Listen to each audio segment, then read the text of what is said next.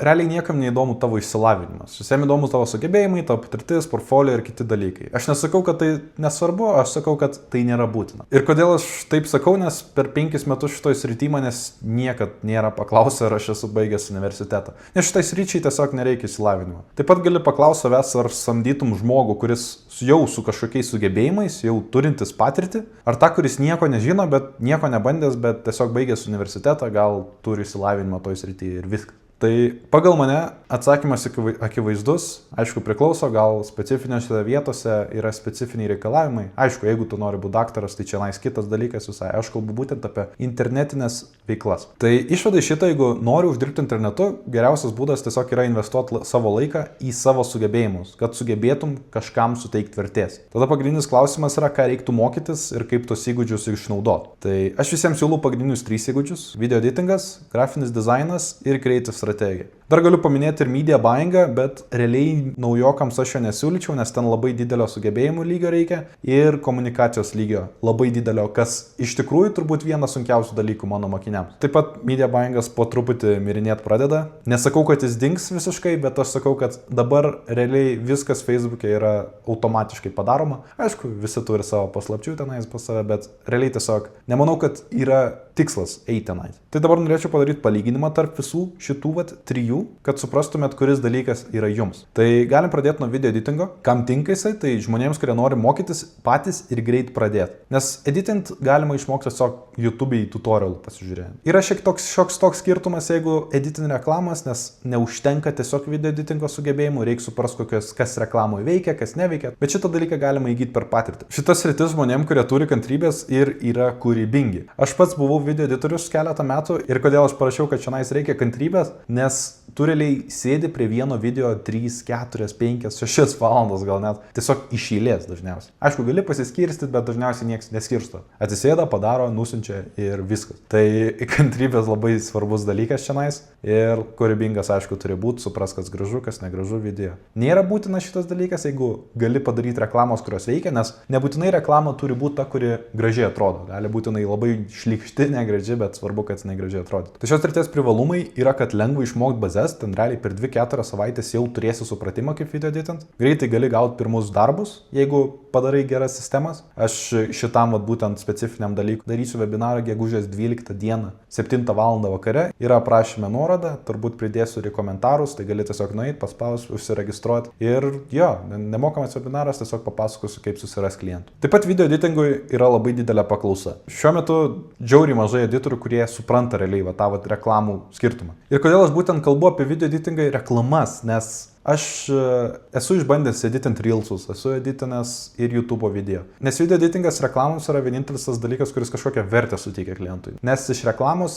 verslai uždirba pinigus ir todėl jiem apsimoka biškai gal ir daugiau sumokėti video editoriui, tiesiog kad jis padarytų kokybiškai. Tai todėl šiek tiek yra tas skirtumas tarp video editingo social media, tenais kokiam čiveliam, influenceriam ir reklamų, nes reklamos atneša tokius apčiuopiamus rezultatus iš karto. Bet minusų keletas yra, tai greit pasieksiu lubas. Aš pasiekiau 3000 per mėnesį, taip pat labai didelė konkurencija tarp pradedančiųjų, nes dauguma nelabai supranta to skirtumo tarp veikiančių reklamų ir ne, ir tiesiog visi turi tą tokį sugebėjimą kaip editint ir todėl labai didelė konkurencija. Taip pat sunku dirbti su dideliais klientais, jei neturi laisvų 12 valandų per dieną, nes tiesiog tas dalykas ir yra, kad pastoviai reikia sėdėti ilgus laikotarpius, tau uždeda daug taskų per dieną, jeigu dirbi agentūrai, skaitykim kokioj. Ir labai užsiknysit. Ir nežinau, ar net pasieksit tos 3000 per mėnesį su tais dideliais klientais ir dirbdami tiek laiko, nes nėra vertinamas taip video editingas. Antras sritis yra grafinis dizainas. Tai šitas dalykas, jeigu labiau mėgsti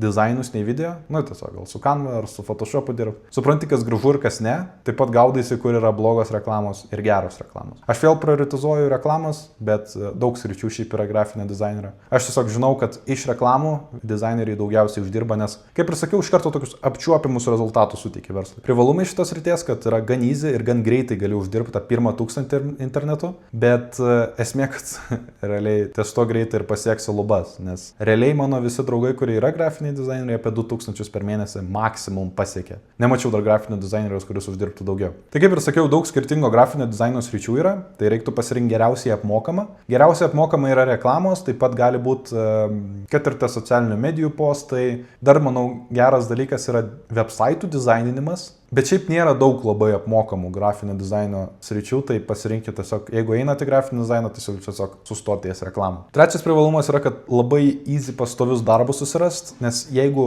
vieną kartą padirbai, pavyzdžiui, su agentūra, tai iš tavęs prašys ir trečią, ir ketvirtą, ir penktą, ir šeštą, ir tipo, visada pastoviai prašys, nes reikia verslui tiesiog tokių žmonių, kurie pastoviai gali padaryti tos darbus ir kokybiškai gali padaryti tos darbus, gal pinigų per daug neėmė ir tiesiog labai apsimoka verslui su tavim dirbti ir tavęs tikrai neatleis, jeigu padeliverini tai, ko jie prašo. Tai kaip ir sakiau, minusai, kad pasiekė lubas labai greitai, taip pat mažesnė paklausa nei video turiniui, bet kadangi dar dabar AI-us pradėjo labai gerai generuoti su ChatGPT, pavyzdžiui, nuotrauką su tekstu, tai pradėjo atsiradinėti tokie dalykai, kad tuos mažus, lievus grafinius dizainerius tiesiog išmetė iš rinkos ir pasiliko jiems labai gerams dizaineriams, kurie ir moka ir AI-am naudotis, ir supranta visą tą sritį, atskiria gerą reklamą nuo blogos reklamos, kaip turi vizualai būti sudėlioti. Ir tokie dalykai labai mini, bet tokiem dizaineriams yra mokami pinigai. Ir dar paskutinis minusas yra, kad super daug konkurencijos. Ir reikia gerų strategijų, kad pasirodytų klientų. Nes kaip ir sakiau, labai lengva įeiti grafinio dizaino nišą ir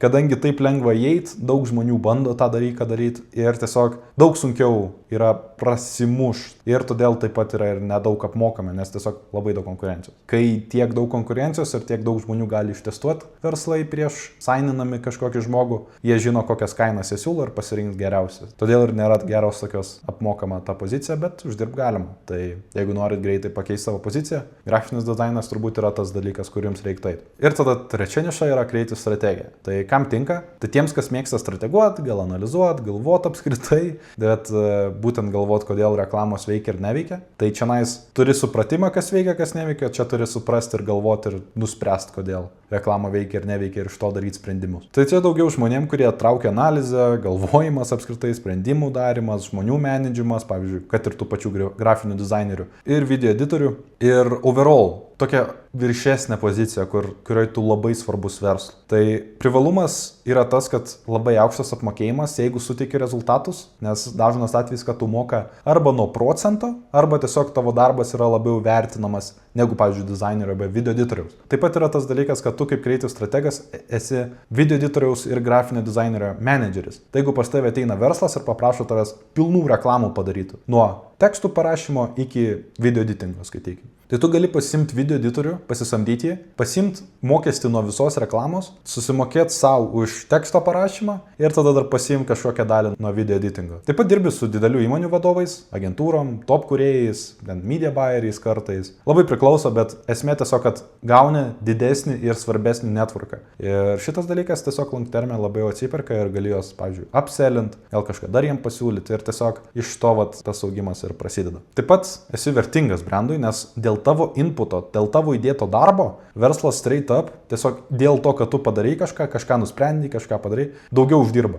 Ir dėl to dar yra mokama. Nes šiandien šitas grafinis dizainas yra ir video editingas realiai yra daugiau laiko sutaupimo negu vertės suteikimo ir pinigų uždirbimo sritis. Bet ir čia, aišku, labai jos svarbios yra tiesiog creative strategas yra realiai tas žmogus, kuris daro sprendimus. Tai minusai, kad reikia daugiau laiko pasiekti pirmus rezultatus, nes reikia daug išmokti, daug suprasti ir mokytis pačiam nuo nulio turbūt užtruktų 3-4 metus. Čianais gal užtruktumėt 3 mėnesius gal, kol jau realiai suprastumėt, kas vyksta ir turėtumėt patirties ir portfolio. Čianais reikia daugiau turbūt to laiko. Ir turi supras žmonių psichologiją, copywritingos sugebėjimų šiek tiek turi ir supras duomenų šiek tiek dalykus. Kaip visas tas duomenų analizė atrodo ir visi to dalykai. Taip pat gan mažai šaltinių, kur mokytis. Aš, pavyzdžiui, viską išmokau pats per patirtį, kaip ir sakiau, per 3-4 metus. Ir jeigu norėtume tą patį padaryti, ką aš pasiekiau, tai jums panašiai turbūt irgi užtruktų. Bet dabar aš irgi padaręs mokymus esu šitai būtent sričiai, creative strategijai. Ir jeigu nori daugiau sužinoti apie tai, tai gali man parašyti Instagramą.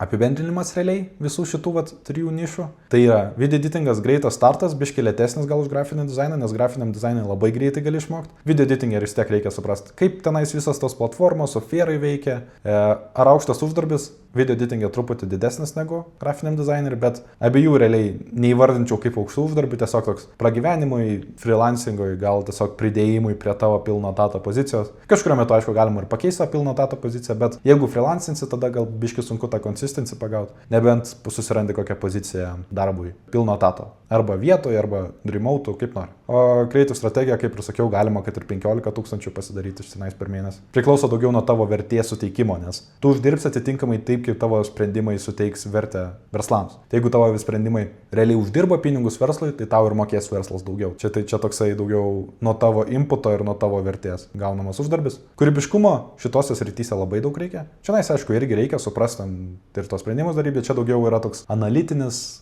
tekstinis, darbo su ChatGPT, su AI ir supratimas tiesiog daugiau. Toks analizės, mąstymo. Tai, kaip ir sakau, mąstymo labai reikalauja ir dėl to yra, aišku, ir vertinamas, nes realiai be creative strategijos verslas gali pradėti pats nuo nulio.